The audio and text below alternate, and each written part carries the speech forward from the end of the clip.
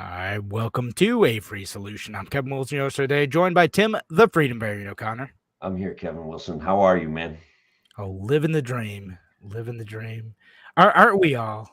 You know, We are. You and I actually lived a piece of our dream. We met up in hey, Rochester and yes, we had did. drank beers together in person.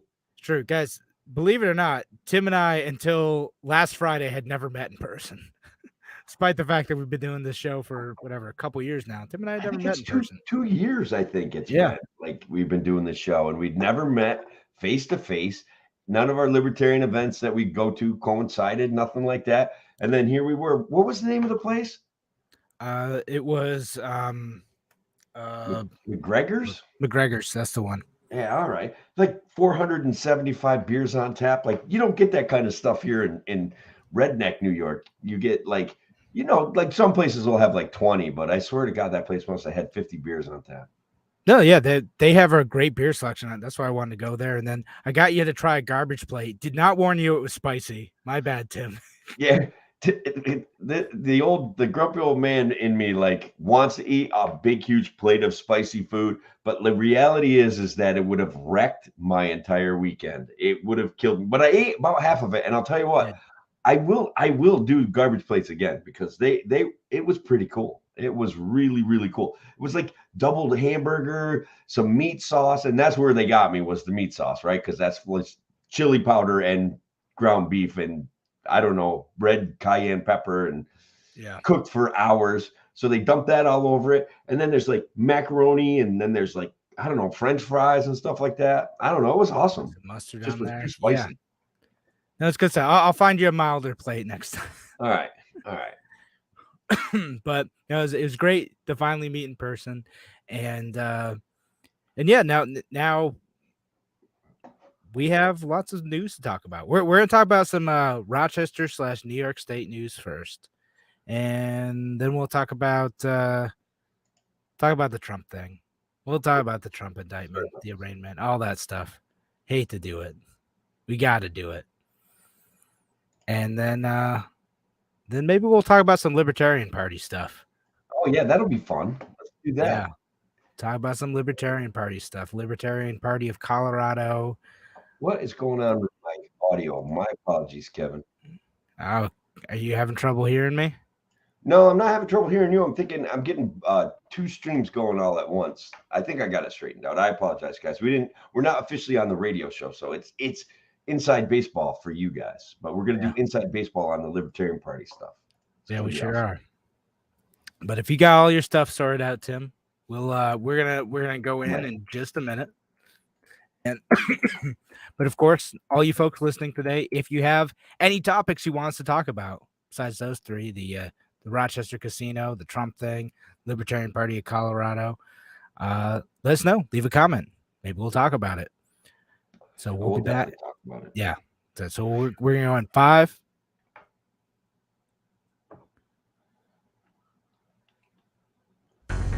Now, an hour of clarity for exhausted people of our nation mired in toxic partisanship. Left versus right, us versus them. While we pay to keep our politicians fighting, how do we, the people, rise up and solve the great challenges of our time? We do it by embracing freedom and liberty. There may be no such thing as a free lunch, but this hour is as close as it gets. Welcome to A Free Solution. All right, welcome to A Free Solution. I'm Kevin Wilson, your host today, joined by Tim, the Freedom Variant O'Connor. Hello, Kevin. Hello, WYSL audience. I am here. Yep. Thank you all for listening here on WYSL, or of course on our streaming platforms as well, on Facebook, on YouTube, wherever, on Twitter, wherever you're listening. Free Solution page or the Kevin Wilson page or Tim O'Connor page. We're glad you're here. If you're listening live tonight, make sure you leave your comments. If you're listening on WYSL, thank you for being here. Thank you for listening. Thank you for being a part of the show. And we have a few different topics tonight. We're going to talk about the whole situation with the Rochester Casino, with the Senecas. We're going to talk about that. We're going to talk about the Trump indictment. We're going to talk about the Libertarian Party of Colorado, maybe. See how far we get in the show. And we were talking about this before the show. Tim and I had never met before last Friday. We've been doing this show forever. We've never met. And finally got to actually meet in person in Rochester over at McGregor's. So it was a cool thing. Yeah, like And 475 beers on tap in that joint, man. yeah, They started to read the list to me, and they like say danger, and I'm like, all right, you have me at danger. Get me a pint of whatever There you go. danger beer is. Like, let's do that.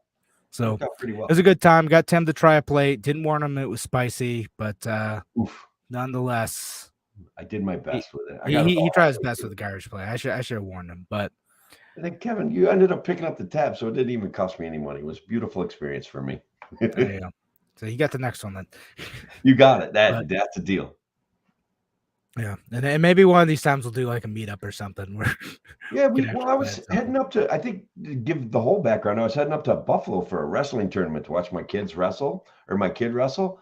And, we just happened to coincide. And the venue, the hockey rink where they had the wrestling tournament in Buffalo, we don't have interesting, huge man-built structures on water around here in little old Otsego County. So it was pretty neat to see this reclaimed manufacturing area that I'm sure was sponsored by big government, but it was pretty neat all in all. Like overall, I was very happy with the venue. It was truly impressive. And I love the people in Buffalo because they will be drinking beer at 11 o'clock, 10 o'clock.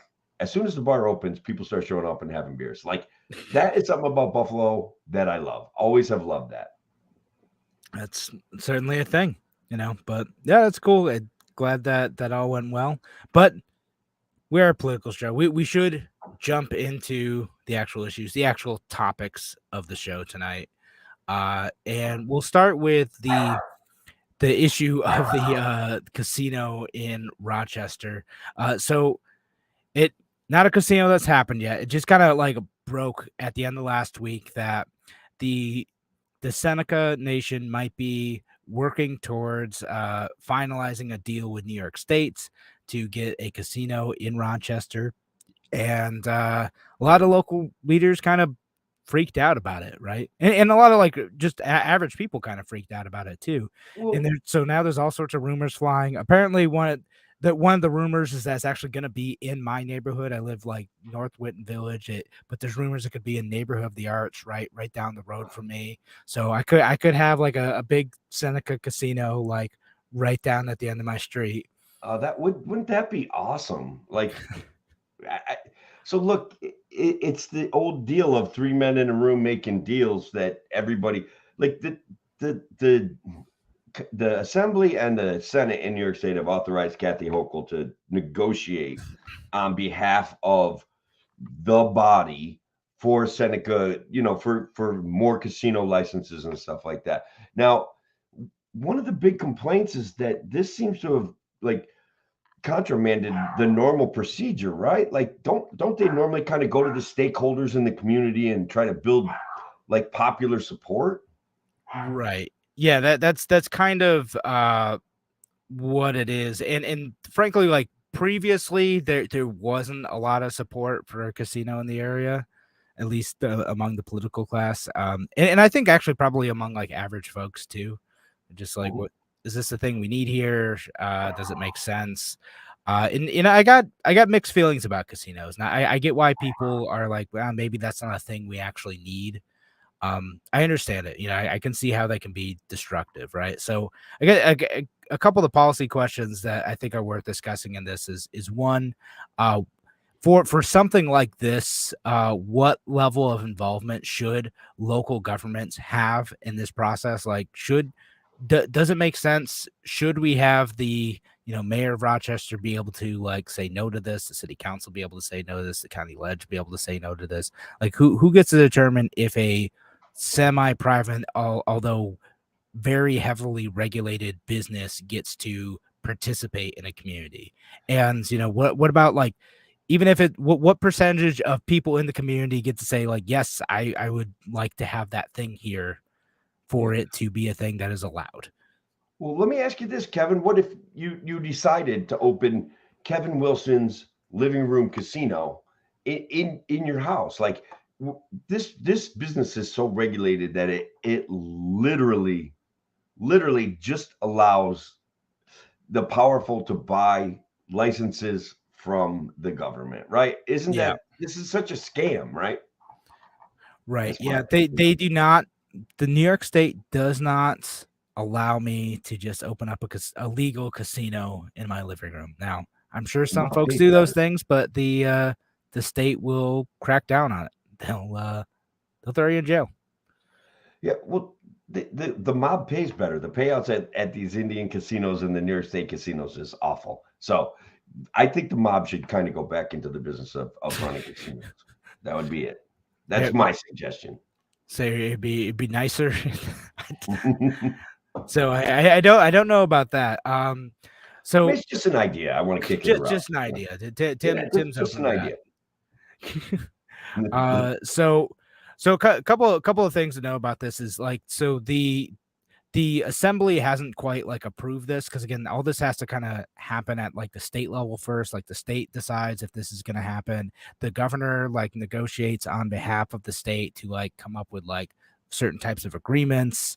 That agreement in this case got leaked, so it hasn't really moved forward in Rochester yet. It's more like they want to do this thing. They want to do it in Rochester area. It has to get through the assembly, and then the assembly will likely vote. It's not entirely clear. It seems like the assembly will likely vote based on like input from the local community.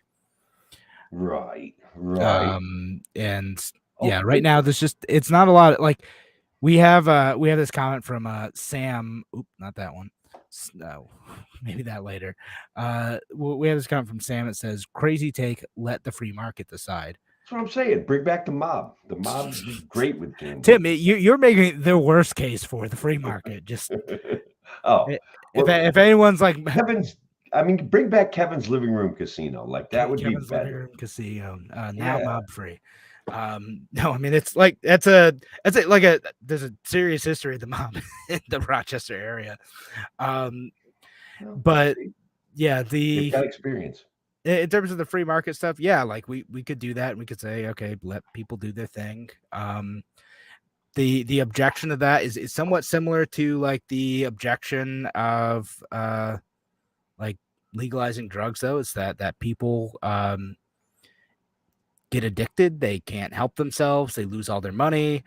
So there's that aspect of it, and I've heard people, even like libertarians, make this argument about the New York State lottery for kind of the same reasons.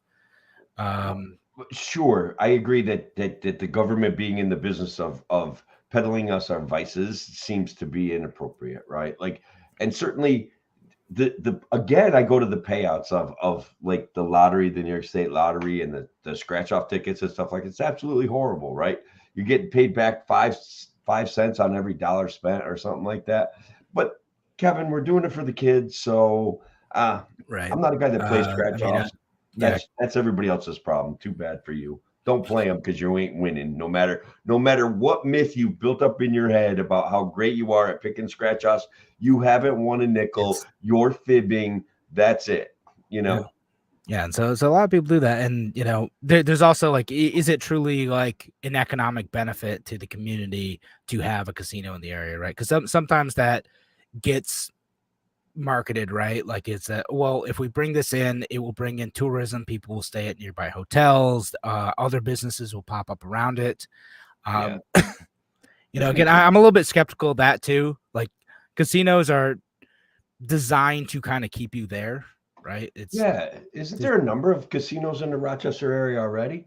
Like, isn't that part of the issue? So the Senecas, the Senecas have some like in the like Niagara County area, like the Niagara Falls area and whatnot. And then there's Del Lago, just down the thruway, so like really only like 45 minutes from Rochester. I saw that one when I drove by, and I just drove by. Like, that's it. And also, I get into this when I read these articles, and everybody's going, "Hey, look at all these great jobs," and it's like, you know, a lot of times I think these people focus on the wrong things. When we talk about politicians getting us great jobs, like economic opportunity and freedom to do business with your neighbor makes more jobs than anything in the history of the United States. It's the social experiment that got us here. And when we start going to like having the government we've talked about it with the Micron plans and the Yeah. Buffalo Billions, swindle basically. These jobs don't never materialize. These jobs are bogus, and Yeah. where And New York has lost is the ability to do business with your neighbors. It's amazing. Yeah, no, and then in this case, I'm not aware of any like potential subsidies that would happen. Like, I don't know that New York State would be paying for the casino. It's just more they get a license to operate Fair enough. and some sort of like revenue sharing agreement, whatever that ends up looking like. But but in terms of the promise of jobs, it's like is this worth it? Is it good? And I do tend to err on the side of like I don't really know. It would be better for us to just kind of like see what it is. But it comes down to like who gets to decide this, right? Like, is it the individuals, the owners of the casino, and the individuals who want to patronize the casino who get to decide this? Is it the state government? Is it the local government? Who are the decision makers here? And as libertarians would say, well, of course it should be the individual decision makers. But I don't know. I mean, do you think like your local government should be the ones to decide this, or should it be New York State or you? Well, I see New York State has already made its decision, and they've already set a pattern that I'm very uncomfortable with, right? When it comes to gaming licenses and heavily regulating any industry. Like a local community should have the right to say, hey, we don't really want any gambling, but other local communities could say, yes, we want gambling and let it grow, endemically or from that area. Not this obvious system of enriching wealthy people. I don't know. Hey guys, good news though. Kathy Hochul herself wasn't involved in the negotiations because her husband Billy is an executive of Delaware North, which runs Racino. So no conflict of interest, nothing for people to worry about. Nobody's getting paid off. Yeah, I mean, if there's anything there, it should be looked into. I don't know, but no, 100%. There's just yeah. I'm not exactly enthusiastic about it. Even me being the free market guy, I'm like I don't really want a casino. And like no kidding, like I'm generally like not like a NIMBY type person, even though my wife, when I asked my wife about it, I was like, oh yeah, see, hey, look, here's this rumor that's totally unsubstantiated that it might move down the road from us. She's like, no, absolutely not. That sounds terrible. We should protest it. And I'm like, I can't imagine. See, that's an issue, right? Like I hate the idea, but the whole system is broken. What would it do, do you think, to your property values in your neighborhood? I don't know. I mean, it depends on like how big the footprint is and how much like additional traffic it ends up bringing in, and how it impacts like other businesses in the area. Like I'm not exactly like, again, this is like a rumor that got posted on some news site that I had never heard of, but like people started spreading it around like Rochester Twitter that like Neighborhood of the Arts was being looked at for like this casino, and yeah, like it's very close to my house, the neighborhood that they were talking about, and I don't know how that would impact like a highly residential area. Neighborhood of the Arts, like where they're talking about, it's a commercial area. There's like a bunch of like warehouses, new buildings that came up, so that's like in a brewery over there. Like they're talking about over by Three Heads Brewery, if you're in the Rochester area, is where I think that they were talking about, and yeah, I mean, it would bring a lot of changes to that area. I mean, I don't know. I mean, you take a look at Atlantic City, and you can see that there's poverty right up to the casinos. I'm not sure. Like I don't exactly think it would like enrich the neighborhood, right? Like I don't. Right. These jobs are just, I don't know. Are they in really other situations well-paid jobs? that doesn't seem to happen? And like, okay, so you're gonna do that? Like, how is that? Is it going to like hurt all the restaurants in the area, right? Like, does it end up like hurting them? Does it bring people in and have them want to go explore and do new things in like an interesting, trendy neighborhood, or is it just like you drive in, you sit in your parking, you go to the parking lot, you go to a casino, and then you leave? Is that really benefiting the neighborhood other than bringing a bunch of traffic and people to the area? And so like, again, as much as I'm like pro development, as much as I'm like, yeah, like we should be able to build what we want, like I get why people are anxious about this type of thing too, about something that's going to be a big impact. It's not like a small incremental change. Like the people who are like, I want to fight a coffee shop in my neighborhood because there might not be a big enough parking lot nearby. All right, like that's Yeah, I mean, that seems a bit petty to me, but like the casino, yeah, like it's probably going to be a big thing. That's otherwise they wouldn't be making the investment. yeah, it's going to be monstrous. They always are. And the other thing is like at the Turning Stone, their model is like you said, keep them there. They must have 30 restaurants that all have decent, reasonably Yeah. priced food. It's definitely going to kind of have some, I think, Yeah, it some is what it negative is, impact like on local stuff. yeah, I think about that, like I mean, and like the casinos that have done that type. Like, if you ever been to Turning Stone, like it's cool. They have a whole experience. They have nightclubs. They have restaurants. It's a whole thing. Like it's the concerts. It's fun. But like, has it made put Rome, New York, or Vernon, New York on the map? No, not really. Like, it's kind of a cool thing and all, but like, what's the area around it look like? The handful of hotels. That's it. So, Yeah. Del Lago, I guess, is mad because if you compare the amount of money they have to pay to the state to keep their casino operating versus yeah. what this potential casino is going to have to pay, it's guys, you should check out the numbers. It's something like 30% of Del Lago's earnings go to the state, and something like 10% of this new casino's earnings are going to go to the state, shortly to be increased to 20%. But still, they have Right. this huge competitive advantage when it comes to the money that they So make. Too. yeah, you could. It makes sense that Del Lago would be Yeah, don't maybe a bring little back bit. Kodak. Don't like grow small businesses. You know what you need? A casino, guys. That's gonna bring good jobs. Yeah, like yeah, a lot of this feels like a distraction, and this is in the midst like we haven't even dove into like New York State like passed like a whole bunch of bills and have been kind of like not hesitant, but they haven't really like released all of the like the details of like some of these bills that got voted on. Like it's The peasants don't deserve details, yeah, guys. and so like some of the stuff that's like coming out, like it's just coming out quick. They're the roll calls to some of these things of some of the bills, the amendments, all this stuff. Like it's still being sorted through, but like it's already happened. Like and again, this kind of gets to the core of like why people are upset about this issues. It feels like it's just something that happened. Like there was a big discussion about it years ago. Locally, everyone decided like, that's not really what we want. And it went away. And now it seems like suddenly it's back. It passed the Senate. Like, okay. And I know it's not exactly halfway there. Like, Like, oh, it's like halfway there. Like we almost have a deal. And like, we didn't even get to weigh in on it. Like what happened with our senators here? Like, did we get represented? Was there a discussion? Why wasn't there more discussion as this was coming up for a vote? That's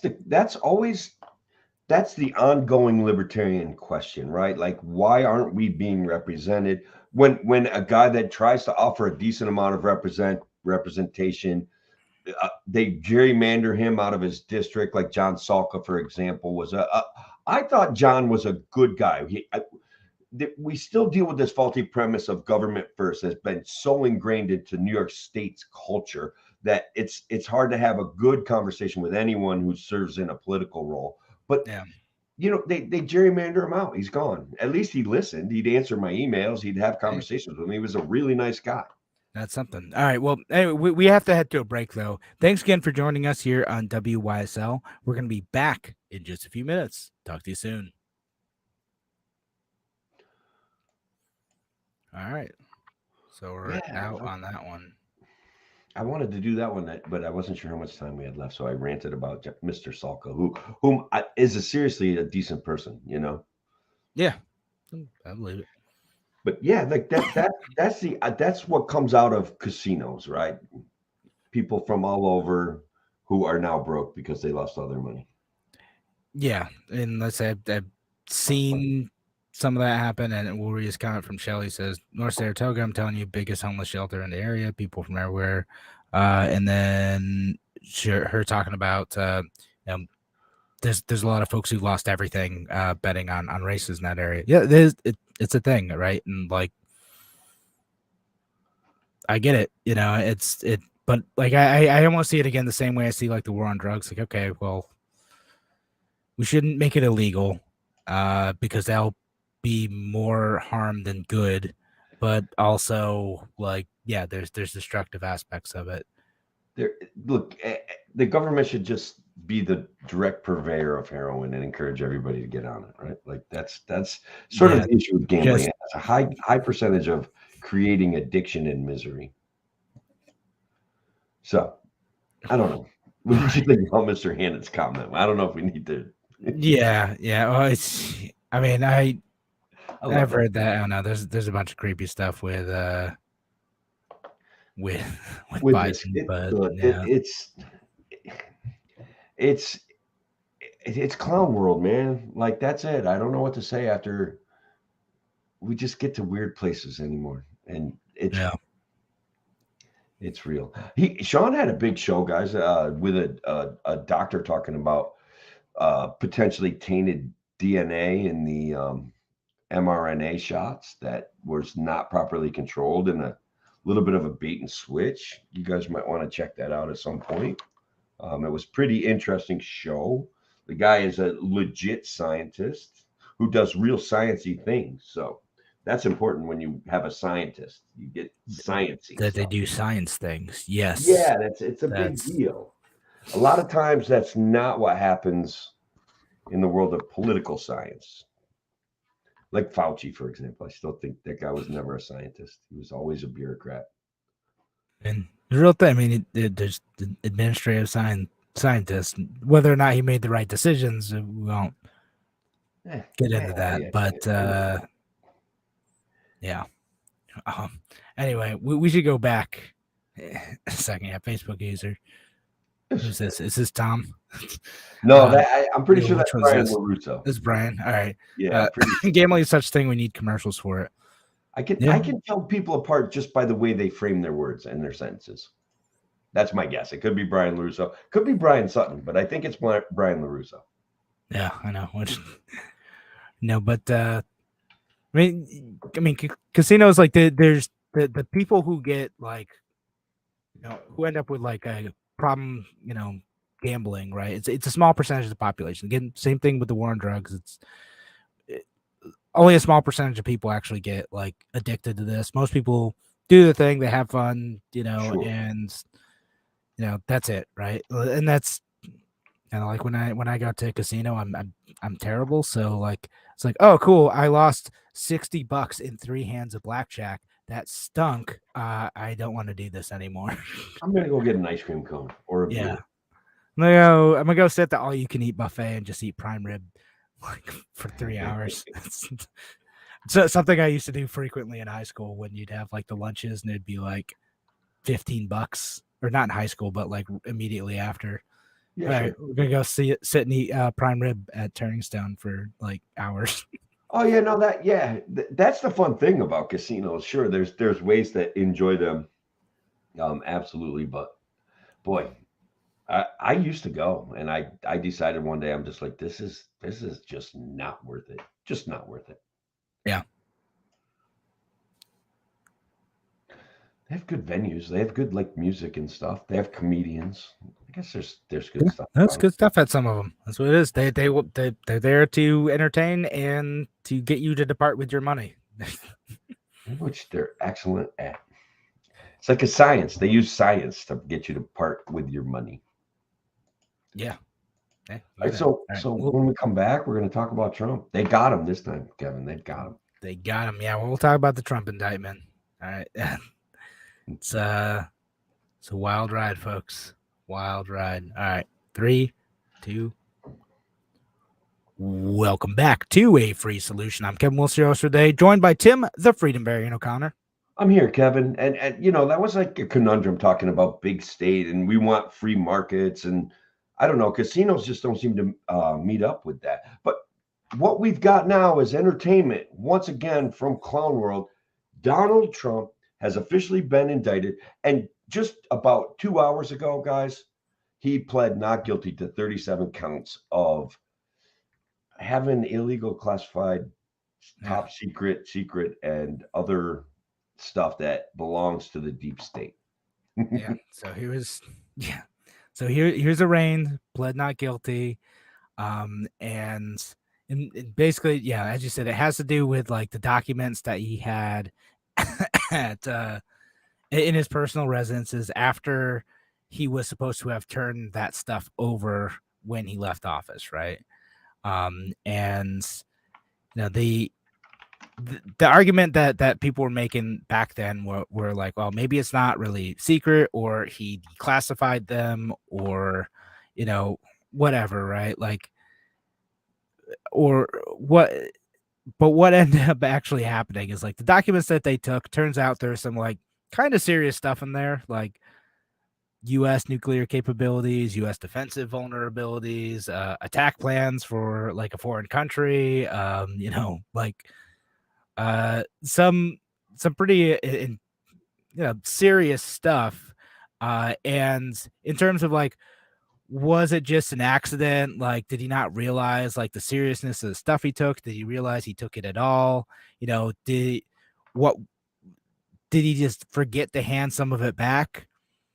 No, he kind of got on tape and like was telling people, yeah, this is illegal, and I know it's illegal, and I am showing you this thing that is illegal for me to show you. And I didn't declassify it. And it sounds like I'm making something up, but like that's pretty much how the conversation went of him on tape. I know, but he's such like, here's the thing that I think that people don't seem to get about Donald Trump. Like, he's kind of like, I want to say, unserious about certain things, right? Like, one of the plans that he was showing off was something that he had, a couple of military, strategists draw up for him, right? Like, let's say country A perhaps was Cuba, right? So perhaps, right? I'm just putting out some conjecture there. Like, what would we do if we were to invade Cuba? And he's like kind of holding on to that as a memento of him being president. Right. It's kind of what it feels like. He just like wanted to have this thing to like feel cool, but like, it's he himself emphasized like, oh yeah, we're gonna punish people for not protecting the secrets of the United States. He wants to pursue people for violating the Presidential Records Act. He was talking about Hillary Clinton when he was talking about that stuff, but saying like people should be prosecuted to the full level of the law. And then he goes and like, I'm gonna read some like some of the exchange of like him on tape, where he goes, well, quote, senior military official, let me see that. I'll show you an example. He said, I wanted to attack country A. Isn't it amazing? I have a big pile of papers. This thing just came up. Look, this was him. Presented me this. This is off the record, but they presented me this. This was him. This is Department of Defense. And they're like, oh, wow, cool. Look at this. Look at this, all sorts of stuff. And he's like, oh, yeah. And it's highly confidential. Like, oh, yeah. No, it's secret. It's secret. And secret. Yeah, and Trump's like, yeah, isn't this incredible? And then Trump goes on like, I was thinking, because we were talking about it, he wanted to attack country A, and this is done by the military. He's given to me, right? And and then the staffer says, I don't know, we'll have to see. Yeah, we'll have to try to declassify it. Yeah, figure it out. See, as president, I could have declassified it. Yeah. Now I can't, but this is still a secret. Yeah, now we have a problem. Isn't that interesting? I know, like, it's so goofy. It's like here he is like talking to a writer and a publisher and a staffer, like none of whom have like the clearance to be able to see this. And we'll talk about like whether or not like the clearance, the classification is all legit. But like as it sits right now, he was not supposed to have this stuff. No. The archivists were like, hey, you have this stuff, please turn it in. You're not supposed to have this stuff. And instead of like turning it in, he had asked his like staff members and his lawyers to basically lie on his behalf and like hid it from his lawyers. Like it's like cartoonish. Like he had them like pick up boxes and move them so like the lawyer could confirm that they saw an empty room, and then we'd go to the next room, he'd move those boxes. Like it's a circus, man. Some of it looks this is Clown World. Really like bad, Kevin. It looks horrible. It's a farce. It's so goofy. And then again, this conversation, here's this illegal thing, and I know it's illegal, and I know that I've been saying that I could make this legal, but I actually can't. Here it is anyway. Like one of the counts includes him certifying that he returned all the documents that they requested, and then they subsequently found out that he didn't return all of the documents that he requested. And guys, like, lying to the FBI is a crime. Lying to people that investigate this stuff is a crime. And this is the kind of lie. This is why they made these lies illegal, is so that you can't just wave it away, man. Yeah, and to be fair, like there's certain types of lies that probably should be illegal. Like they're we've talked about this before. There are definitely like process crime things where like you tell a story that is like inconsistent, but not necessarily intentionally so, right? I Right. mean, and I think there's a difference, and people like would kind of make this argument. Trump, like, well, maybe didn't mean to do this. Like, no, he was on tape saying like, yeah, I want to do this illegal thing, and I know it's illegal. Like it's yeah, like you're not supposed to lie to law enforcement officers about this type of stuff, right? Like Well, it's especially not. the fact that he said he gave it all back. Like, He and said he gave it back. He didn't do it, he didn't give and it back. my goodness, because I've seen like 10 of these comments. Biden has documents too. Okay, He does. well, one, He did. but Biden's the president right now, so yeah, he has documents now. But Right. when he was vice president, he had some documents, and they ended up like in his garage, right? The difference between the Biden situation and the Trump situation is that when the archivists were like, "Hey, former vice president, we think you have this document. Can we come get it?" And they're like, and they said, "Yeah, just come and get the thing." Right. So it happened with Mike Yeah. Pence too. It happens with folks kind of all the time. Stuff gets packed up. They think it's personal stuff that they can take. It isn't. They say, "We think we're missing this record. Can you turn it in?" And then they turn it in, or let them look for it in the house willingly to turn it in. And they Sure. don't lie about turning it in and then show it to people. I Like, love Trump, that's man. He's my hero. man. It's just so look, Tucker Carlson has offered some perspective on this, Kevin, that I want to share with everybody, just so you know. And I love your reaction already. What's Tucker gonna say? Well, His show is wild, man. this- Maybe we'll talk about that after. This day was inevitable when Trump called out the deep state war machine on February 16, 2016. So look, we as libertarians love the fact that Trump really paid a lot of lip service to the fact that there was a bunch of lies told that started at the war after 9/11, that there were no weapons of mass destruction. We loved Trump when he did that. Those were good things. That debate where he called out Jeb Bush and all these other neocons, we loved it, right? Like, people loved that. A lot of Republicans actually loved that. Yeah. And then now they have to prosecute him for it. This is just that moment. This is them going out of their way to ameliorate his ability to have any influence in the future. That's what Tucker said in not so many words. And he's got a really sing-songy way of talking that I like. Like Right. It's just No, man. Well, that's why he used to get the big bucks. 2.4 million views in like 3 minutes. Like, how does that guy do that? That's crazy. And he has a following. But I mean, in terms of that, like, dude, Donald Trump didn't have to make it difficult for himself. Like, if you want to fight the deep state, first of all, he didn't do that, right? Like, let's just be upfront about that. He did not dismantle the deep state during his presidency. Sorry, Trump is a swamp creature along with the rest of them. He is also pro-war. As much as people say like he'd pay lip service to like being anti-war, like, dude bombed as many people as the rest of them. Didn't get us out of Afghanistan. Sorry, like Trump is not good on war issues. Like, as much as he like talks about it, he's not. No, like his actions speak louder than words.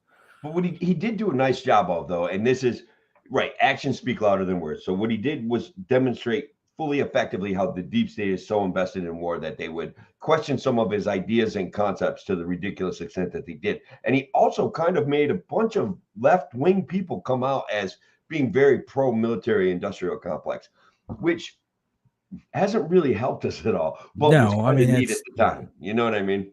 Yeah.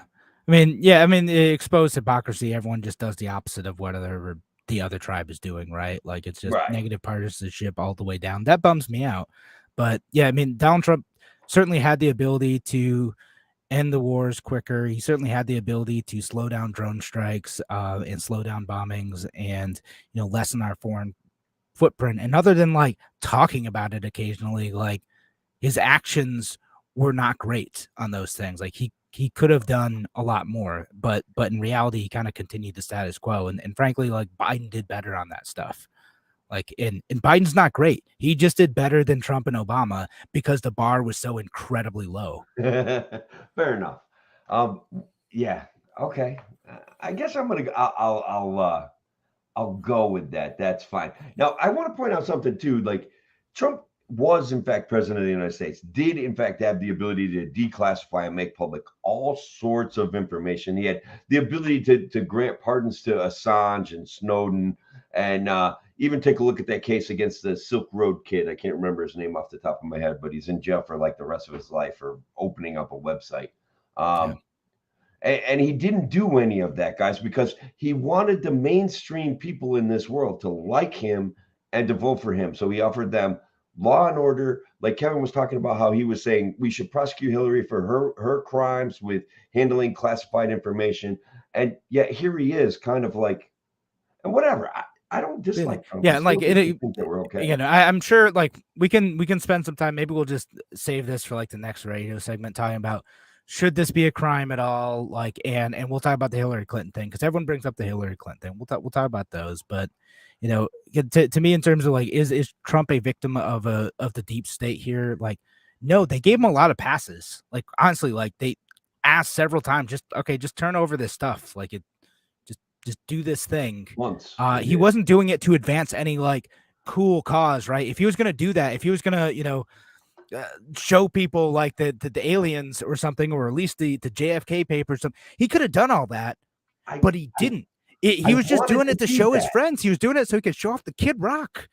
Like, yeah, I want it to be that. I want it to be like he's going to show off just how corrupt the state is with all these 197 documents that he has. But guys, I'm afraid that now that's not going to happen. Yeah, like I mean, if he was going to reveal something, if he was going to be a legit whistleblower, like if he was going to say, "I kept these documents because our government has committed crimes, and I'm showing you that the government has committed these crimes, regardless of the security classification of these things," you know what? I would defend that. I would say, okay, yeah, that's great, man. If he pulled an Edward Snowden, if he pulled a, you know, I guess Julian Assange isn't the right person, but who is it? Oh my goodness, I'm forgetting the other major whistleblower that I'm trying to think of. No, not Snowden, the other one. Chelsea Manning. Chelsea Manning. No, yeah, that's the one. Chelsea Manning. That was the one I was thinking of. Okay. And so if he had done something like that, right? Like Chelsea Manning, like risked her freedom in career and everything else to reveal secret documents of the U.S. committing crimes. That is not what Donald Trump was doing. He was showing North Korean battle plans to Kid Rock because he thought it made him look cool. And it's sad. It's like, it's so pathetic. Like, do not get how people defend this guy. Like, he's not fighting for us. He's just, it's all about his own ego. It bums me out. Like, I wish he did something cooler. Do I got time to kind of rebut that? Because I think people like Donald Trump because they see him as the antithesis of jerks like Mitch McConnell. And guys, I'm going to say something at the end of this. Jerks like Mitch McConnell, Adam Kinzinger, the Bush family, the McCains, like the warmonger neocons. But guys, I'm afraid to tell you, like, I'm afraid that he's not actually what he has presented himself as, right? Like, that's the reality. This is where Kevin and I kind of like Trump. Kevin feels very strongly that he was a bad guy. I get why people like Trump, and I want people to keep thinking about why they like Trump and remove Trump out of the equation, right? Like, that's what I'd like to have happen. But we have to head to a break for WYSL. But thanks again for joining us here on A Free Solution. We're going to be back in just a few minutes. Talk to you soon.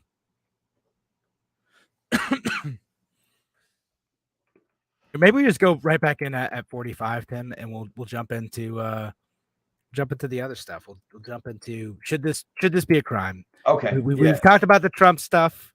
And again, love the comments, folks, and we'll try to get to a few of these too.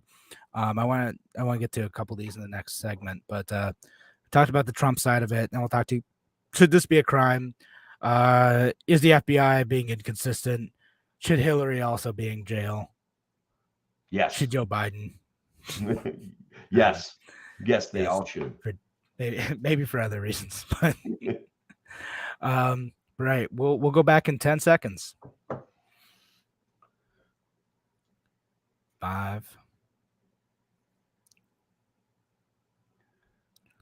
Welcome back to A Free Solution. I'm Kevin Wilson, your host today, joined by Tim the Freedom Variant O'Connor. Hey, Kevin. So I think to kind of go into this next segment, what we're going to talk about, I have a quote that I want to put out in front of people, right? Like, how many times will people have to be reminded that legal doesn't mean free from corruption, that illegal doesn't mean immoral or unjust? So that should be a nice entry point to where you want to take this right now. Should these things that he did, are they crimes? Like, have we over criminalized everything everywhere? Yes. And the answer is yes. And also to clear things up, like, I don't actually think like Donald Trump should go to jail or something. Like, I mean, if he could do like some community service, like generally I like it, this isn't something I think he should go to jail. He's being a moron, and there should be some consequences for being a moron. But like the pearl clutching about nuclear secrets and stuff like that, I feel like it's just pearl clutching. He had daily briefings that are classified top secret from the CIA, from the FBI. I don't think you should be reckless with this stuff. It is worthy of criticism to be reckless with military information if that was indeed what he's doing. Should people go to jail for that thing? Should it even be illegal? Do we overclassify everything? These are also good questions. And do we overclassify stuff? Like, yeah, absolutely. Like there's so much that is like very much classified. And also like in terms of like informational security, like what happened? I don't remember the guy's name, but the guy who was like posting stuff on like gaming forums like a couple months ago, right? Like it's some random like 20-something-year-old who also wanted to look cool in front of his friends and was posting like stuff about like Ukraine. He was posting stuff that kind of suggested that perhaps the mainstream media's narrative was inaccurate, which I'm always a fan of that stuff. I mean, like at least that guy like came closer to like revealing information that was like of the public interest to like the public, but mostly it was also him telling his friends to try to look cool, right? Like, and that's kind of how I came down on it at the time. And Donald Trump's doing something similar here, right? Like, again, I think he's worthy of criticism, although I don't think he should go to jail for this because like he was just showing off this stuff to his friends. Again, right. If he wanted to do something cool, tell us about the aliens, man. Tell us about like where the alien bodies are being collected. You got the guy who's saying he knows a guy who has buddies who like have seen the alien bodies and the alien ships. Donald Trump should have told us about that stuff. Like just like posted on like Truth Social. Yeah, he could have declassified all the JFK stuff and all the CIA stuff. He could have declassified. He had the power to declassify all sorts of information that I think that the U.S. people are entitled to. Now, what do you think about this one? And this is, I think, going to be an interesting conversation, right? I personally think that they go after Trump and convict. They absolutely should go after Brandon and Hillary to the same extent as Trump. And so that's going to go to where Donald Trump isn't a deep state actor, and he's like so arrogant that he doesn't understand that these guys do things that are corrupt but completely legal. People can be really, really, really mad about the things that Hunter Biden has done and the way he's collected money. Yeah. Guess what? He filed the right paperwork, man. Yeah, and here's the thing, like Hillary Clinton was a little bit better about listening to her lawyers and knowing when to like shut up about stuff. Like man, that's all he had to do. Like he should have had a bonfire or something, man. He just like I don't have that stuff. And again, like the Biden stuff, like I don't think that's on the same level. Like that one, like, and again, and maybe it is. Maybe he really was just taking stuff and he shouldn't have been taken. And same with Mike Pence and the others. Like, but they listened to their lawyers, and when they said like turn this stuff over, they did. Or they didn't show other people like this stuff, or at least not be on tape showing other people these things you're not supposed to have, right? Like that's he was just sloppy about it. And like I'll say this about like the Hillary, like was there some inconsistency in terms of like how Hillary Clinton was treated versus Trump, and yes. And I think like and if you look at the Durham report, like it kind of does seem like they really gave her a pass on stuff, and then they were really fast and loose with the justification of going like way more further with an investigation of Donald Trump during the 2016 election than they really ought to have had. The evidence was fairly flimsy with that, and then with Hillary Clinton, like her, I also think again she was bad. She was doing something that did expose her correspondence that is like supposed to be protected as Secretary of State by getting a private email server, and her reason for doing that was that she was basically not wanting to work with government systems, which I kind of get. That the government systems are not great to work with, but also you have to work within that system. And it was illegal for her to do the thing that she did. And she knew that it was illegal for her to do the thing that she did. And then she tried to cover it up. Yeah.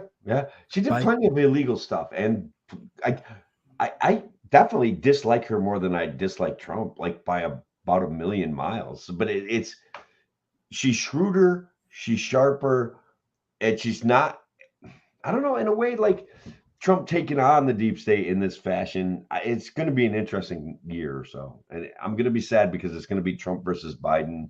And Trump's going to be a felon. And we've all gonna run from jail, and we've all lost, guys. We've all lost. Let's be honest. Yeah. I mean, I don't know.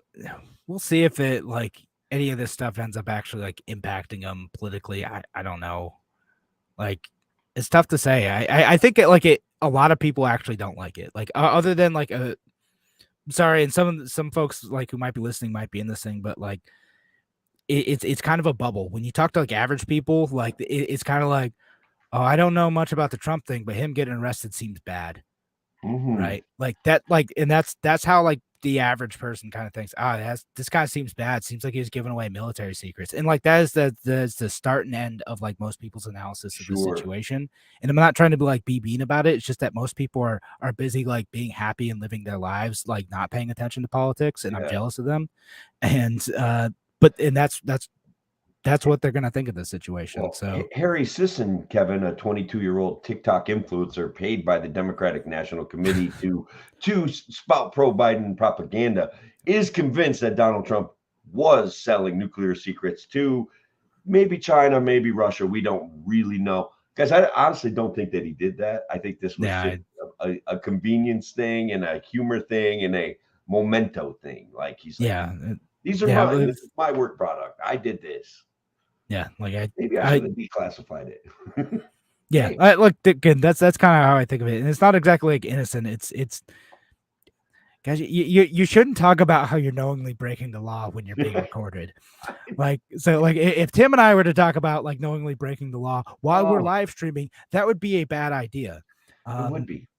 So you should not do that. You should not say, yes, I know this is illegal, and I'm going to do this illegal thing anyway. Like. Did you put that up there? No. Okay. But if we go after them all equally, and this is from our friend Brian LaRusso, we could get an entirely new group to vote for. And I don't know, there's been movies about this, right? You get rid of the current boss, and then the next boss is the Who wrote a song about it. The new boss is the same as the old boss. The new boss, same as the old boss. Yeah. And that's the way it's going to be. That might be that. All right. Okay. So Trump's actually arrested, takes him out of the race. So we get Ron DeSantis, and then we get the debate, like his peculiarities. But it would be great for him to see him debate Joe Biden. Yeah, I mean, I think it'd be interesting. I'm very much not looking forward to a Joe Biden Trump debate, so maybe that would be better. And sorry about that. Yeah, well, you're all good, but should we break the news about the Libertarian Party of Colorado crafting an amazing deal that will ensure liberty and freedom for every person in Colorado? Yeah, you talk about it. All right. So look, and guys, it's admirable what they're trying to do, but the Libertarian Party of Colorado has crafted an agreement with the Republican Party of Colorado to run pro-liberty, smaller government Republican candidates in such a way as the Libertarian Party of Colorado will not put forth candidates who you know, basically take votes from the Republican. It's guaranteed to spread freedom, Kevin. Guaranteed. Guaranteed. Well, that's a bold promise for something that's not going to happen. It's yeah. I'm skeptical of this. Like, I get the sentiment, right? Like, and I'll say this, like, I came in as a Republican, and I kind of said stuff like this, like, in terms of my personal beliefs, is like, I would vote for, and I still will. I will vote for Republican or Democratic candidates who are like good on those values, right? And Mhm. if you have, a marginal candidate that wants to run in a race, like, does it make sense to pour a bunch of resources into a candidate who's going to run against someone who's actually good? I don't know. And that's up to the individual candidate to decide and individual committees to decide. Like, it is weird to have an agreement at the state level for this type of thing. And I'll also say that when I was chair of Monroe County Libertarian Party, we used to cross endorse. And the hope of cross endorsement was to find the most pro-liberty candidates available in the races, and then also be able to like build on those relationships to like, exert pressure and like to open conversations. Exert pressure is like strong, but to open conversations with folks that we had like endorsed and support in campaigns to try to like convince them to agree with us when key legislation came up. And I gotta tell you, it didn't work out as well as we like wanted, right? Like, we didn't really get, as much out of that as we would have hoped, right? Like, it didn't end up being as good of a deal for the Libertarian Party, and the membership didn't like that we did that. Like, I don't know that I don't know that I made the right move there. I felt like I was making the right move at the time. And the Libertarian Party of Colorado coming out and saying like, we are not going to run candidates if you promise that they are pro-liberty. I don't know that it's going to work out the way you think it is. I would say this to the Libertarian Party of Colorado, and within, I understand that this is well intentioned. That this, and if it is successful, I will be very happy for you guys. You will actually have built a lever, right? Like, that would be great, because I think the Libertarian Party on some level could be a lever or a weapon against the duopoly. But I think that you don't know who you're messing with when you're messing with the GOP. They will tell you what they are, and then they will be something entirely different when they get elected. They will be just mirror images of the current existing status structure that we already have. They will be this plan will allow the next Mitch McConnell to leap to fame. This plan will allow the next John McCain to leap to fame, because if we're not a viable third party and stand against this whole duopoly, that we're complicit in a way. And so Yeah. I want it to be the right thing to do. I want it to be right. And look, let's be honest. I'm very disgruntled with some of the Libertarian Party's failings, with Larry Sharp's ballot access, with putting William Weld on a ballot, with things like that. That these things were bad for our party and bad for our future success. So the Libertarian Party of Colorado, the Mises Caucus, they have to do things. They have to try something. But I think you don't know who you're messing with. They've already played this game. The GOP, you're not new to the GOP. The GOP has a history of being able to know how to play these games and take you right out of it. It won't matter what you think. Right. So that's what I'm saying. Be cautious. Yeah. I admire their effort. Yeah. I mean, you end up like, how. Sorry, I'm gonna make some people mad, but the Conservative Party and like the Working Family Party in New York State, right? Like, that's sure. If you end up like that, like where 95% of the time you're not running anyone because they're close enough, you end up effectively just becoming an extension of that main party. If you put yourself in a position where you give away your biggest weapon, your ability to like run a candidate, and I know people like, and they also say like, we won't spoil the races. Okay, but like, you need to offer that other choice. You need to do it. Like, that is your biggest threat. And the only way to move the needle, because the only thing politicians care about is like winning or losing votes. And if you can threaten to take votes away from them if they take the wrong positions, that is how the Libertarian Party can like influence elections. Yeah. That's it. Every year in New York State, Gerard Cassar, who is also like a friend of mine, I've talked to him once or twice. Not a friend of mine on Facebook. He's another guy that like John Salko will answer your messages and stuff like that. But every year he runs an ad that says basically, if we vote on the conservative line, we're going to make Republicans more conservative, and it hasn't worked. It hasn't worked. It doesn't matter. Vote's a vote, right? And Yeah. sorry, like I get the strategy, but like I don't know that it was. Maybe I don't agree with it, but anyway, we're gonna have to continue this conversation after the WYSL show. Thanks again for joining us here on A Free Solution. We are done for the night on WYSL. Other folks, we're gonna keep going for a few more minutes. Thanks again for joining us. Have a great night, WYSL audience.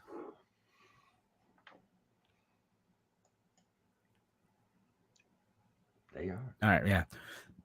No, they are. The GOP's they've been winning elections and losing elections. Their goal is to raise money, right? That's what they do. That's it. They have one mission, to occasionally elect Republicans. They don't care about governance. They're a participant in the uniparty. I'm with you, man. And so I like my good conservatives, but at what point do I have to say that the conservative party has been co-opted by the GOP in New York State? Yeah. And that's at this point. No, I mean that's for sure definitely a discussion worth having. Like, I mean, are they functionally like threatening enough to hold the GOP accountable when there is a substantial difference of opinion? And I don't really see any situations at all where they've been able to do that in a substantial way. The Working Families Party, for their part, has at least tried to do that, tried and failed, but like they tried with some of their like recent gubernatorial candidates, and but when push came to shove, it's just like, well, we're just gonna support the main candidate again, and that's the best we're gonna do. I know. And here's another, like, the conservative party, like, in a way, there's an appeal to the, like, could libertarians and conservatives kind of co-opt the conservative party and make it a viable force to force change in and the idea has some appeal to me. I'm not going to lie. The issue is that no matter what we seem to do, we're not really able to hold the machine accountable, right? Like, Hopo just goes into a room and says, "Hey, here's a new casino for Rochester. Congratulations, guys." Oh, but I wasn't actually at the negotiating table because, conflict of interest. You know what I mean? Right. It's like, yeah.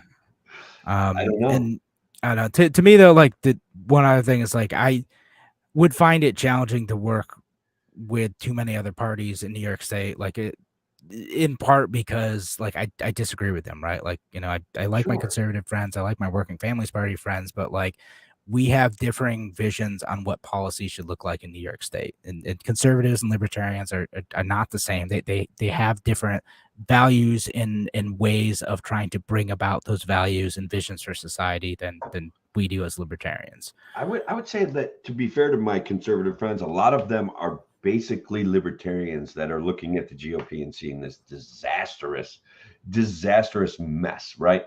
So that doesn't make me want to be a conservative. That makes me want them to realize that they're actually libertarians, and that's the philosophies that I espouse. They seem to agree with more than the religious right, more than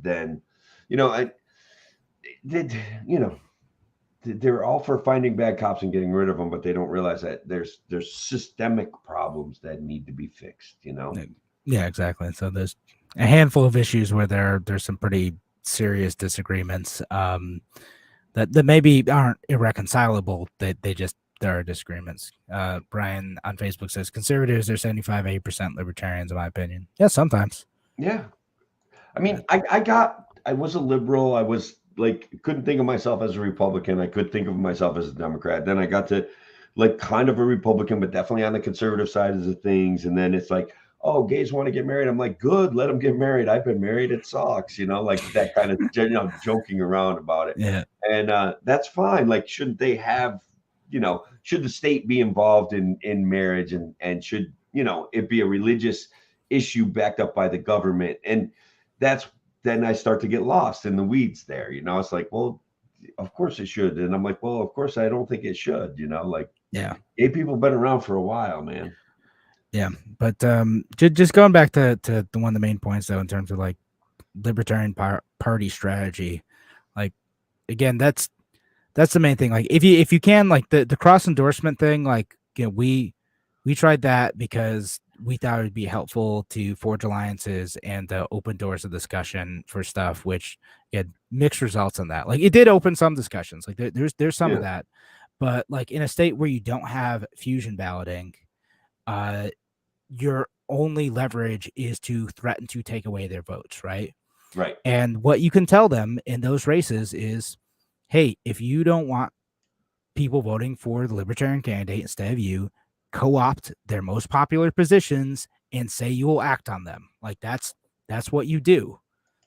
Like that's and that the only leverage the Libertarian Party has to get that is by running candidates who are, may know that they're going to get clobbered, but the idea is that one of the major party candidates will co-opt their positions because that's the only way they're going to cobble together an effective enough coalition to be able to win.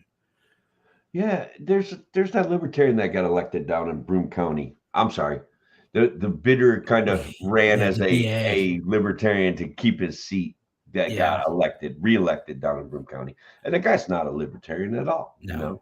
Yeah, so like there's some cross endorsement opportunities I think like maybe weren't all that great, and gonna participate in some of those like after the fact. And I was like, man, they sold me a bill of goods. Like they said that they would vote a certain way on certain things, and when it came down to it, they didn't. My internet is fading, or your internet is fading.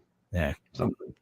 There you. Okay, you're moving again. Yeah, thank God. Moving again. And so we didn't make this point during the show, but Colorado should be careful. Like again, you had made the point that they can't trust them the whole truth of their values, even through the election, much less like after the election. And the GOP is the scorpion and the scorpion and the frog story, right? Like the scorpion and the frog. Hey, fuck you! I'm a scorpion. I'll kill us both. I don't care. That's right. That's the summation of the story. If you don't know, it's like there's a scorpion who asked a frog to cross a river, and the frog was understandably nervous. Said, "What if you sting me?" The scorpion says, "Of course I won't sting you. We'll both drown." We'll both drown. I wouldn't do that. Yeah, but what does a scorpion do when they're partway through the river? Stings the frog. Right in the head, kills us. But we'll both drown. It's in my nature. Fuck you! I'm a scorpion. I sting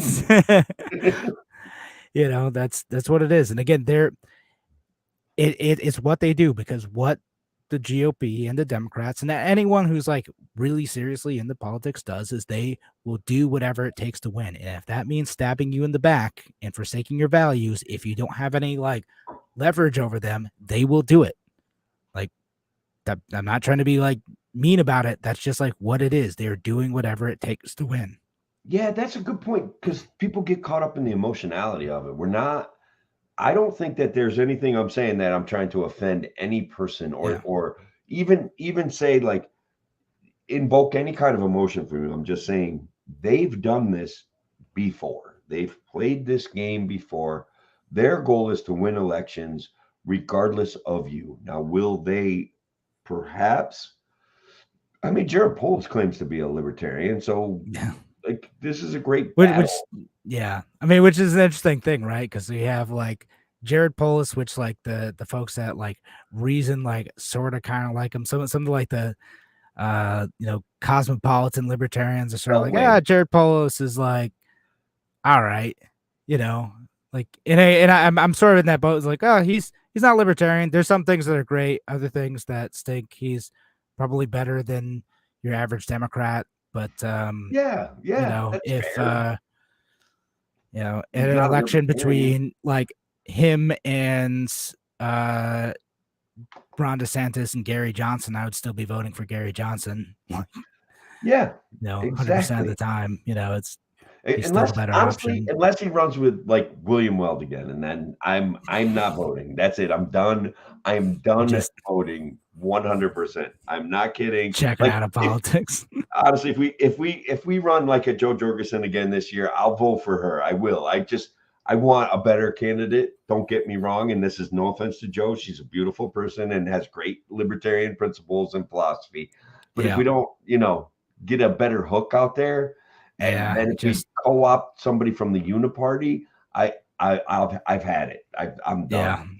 Yeah. I mean, we got to get someone that's got to find that right balance of someone who has like enough spark and ideology, but also like isn't totally moored to like the two-party system and all the baggage that comes with that. And that's a tough needle to thread. I think Gary Johnson got it, and then had Bill Weld as his running mate. I get what he was trying to do. I just didn't care Look, for it. And Gary was a good, solid, caring libertarian. And yes, Chase Oliver did break the Georgia. He broke Senate the Georgia Senate race. Yeah, I mean that's part of it again. And why he was able to do that is the unique circumstances of Georgia Senate elections, but by participating in that race, like he forces conversations on the issues that he wants to have. And by having those conversations and forcing candidates to respond to those positions, like it helps advance libertarian issues. Not always perfectly, but like it puts more pressure up and down the ballot to say like, hey, this person's making a good point, address our issues, or we're not going to vote for you. We're going to vote for this other Shane person. Hazel did a nice job down there too, I thought. Yeah. Props to Georgia really for having an active enough libertarian party to get candidates on the ballot and to, they got on the stage, they got on the debate stages. I thought both of them did a wonderful job. And certainly I like Shane a little bit more than I like Chase, but they both are compelling to me like that. They could kind of team up and run for president, and I'd be pretty happy with that. It'd be an interesting combination. But all right. I don't know if there's anything else we wanted to talk about. I had a kind of a fake news or a question for you about whether you thought it was real news or not, but because BlackRock, is it BlackRock? It's not even BlackRock, it's Blackstone, right? That private equity firm. Basically, and it's old, so you probably already heard this, but BlackRock owns. It's BlackRock, yeah. Yeah, it owns all of the DNA information presented to 23andMe. Is that real news or fake news? We're losing the internet. No, I'm still here. I'm still here. Oh, okay. I know, like my mouth was behind the microphone. You didn't see me moving a bit, but that I think that was real news. Like I'm pretty sure that was a thing. I'm gonna have it's to. real news, now. man. Yeah, it's real. It just is like something like one more thing. They own all the cereal in the cereal aisles. They own all of the DNA. It's just amazing. Because 23andMe, you send in a DNA sample, and now it's owned by a private equity firm. What could possibly go wrong? Did it actually go through? Because I remember like seeing something about this, but it hadn't actually happened yet. It was just like a thing they're trying. So it finally like actually happened. Yeah, basically they closed the deal, believe it or not, back in 2020, in April of 2020. But now it's like people are kind of joking around about it again, so it's kind of topical. Oh, it just came back. Cody Anderson, where you been, man? We did a whole show basically on this very issue about how what a failure of the New York State Office of Cannabis Management, and how they paid off somebody from Michigan with free licenses in the future to allow them to open licenses in central New York in the lake regions out near Rochester and the big lakes, the Finger Lakes. It was, man, I can't. You must have been in Florida, bud. Yeah, the whole thing on that one, and I'm sure it's going to come up again. Just absolutely certain it's going to create more problems, and we're still going to be like years off from like legal dispensaries like opening up in like the Rochester and Finger Lakes region, like somehow. Support your local neighbor, man. That's the way to do it. That's just 6 plants you guys can grow. It's legal. Don't worry about it. That's right. It's fine. How much weed do you need, you potheads? I know, right? Come on, just keep it to the 6. Totally new, totally real. Totally real. Yeah, all right. Oh man, I totally had something else on the Trump thing too, and I forgot where. I don't want to get into it now. Maybe we'll do it next week. Trump inspires you to talk for long periods of time. I know. If Yeah. you don't kind of like, is it related to like, is this proof of law and order? That is this politicized? Like we never got into this. It's going to be an interesting election cycle because if Trump does actually get nominated, he's not getting nominated because people think he's a criminal. It's not that. He's getting nominated because the government is failing on so many levels and forcing so many issues down people's throats that we're begging for, like, the left is begging for a strong man, the right is begging for a strong man, and basically we're all just screwed, dude. We're a total mess. Yeah. They're going to get what they want. So optimistic. I'm not. I'm literally not. I've spent 50 years of my life being optimistic. The last 6 have been the steady decline of, holy cow, did participation trophy culture fail miserably? Like, this is bad. This is really, really bad. I don't know. Yeah. Just one of the many ways I look at it. Fair enough. All right. I think we're gonna call it a night though. Thanks again for listening, folks, for the bonus show here on A Free Solution. Have a good night.